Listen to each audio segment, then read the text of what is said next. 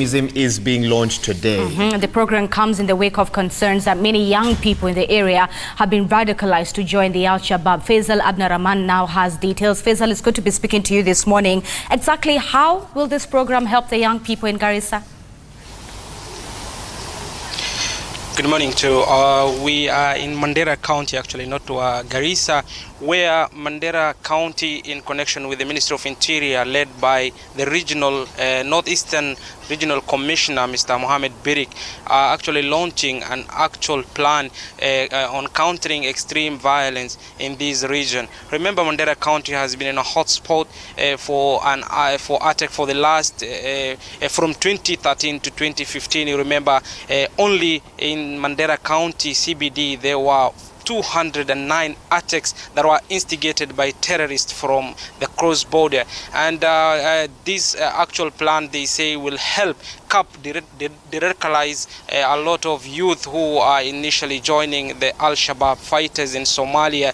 Remember, many youths are employed in this region, and this they are saying these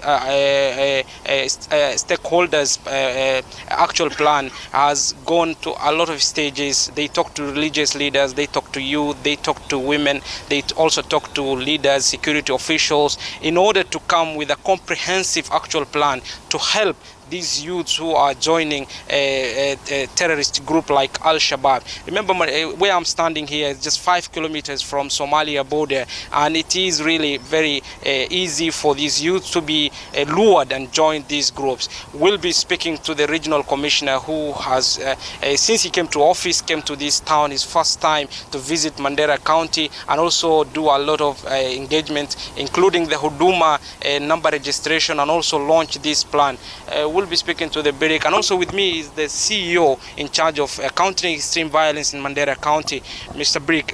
How will this actual plan actually help the youth who are joining bad groups like Al-Shabaab? Thank you, Faisal. We are here today in Mandera to purposely launch the county action plan on CVE. This action plan is a result of collaborative efforts between quite a number of stakeholders: the county government, the national government, CBOs, the religious fraternity, and many more. This plan, of course, will be launched today, and immediately, of course, after launch, it will be implemented. And therefore, it is a strategy that lays the foundation for a well-grounded plan to ensure that CVE activities are indeed implemented in this county. We know and understand that the northeastern region is one of the regions in this country that has indeed felt the brand of the Al-Shabaab militia group attacks.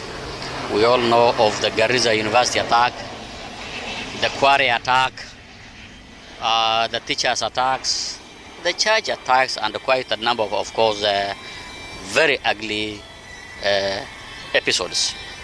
And therefore, the county action plan will come up with quite a number of recommendations and interventions that indeed needs to be implemented.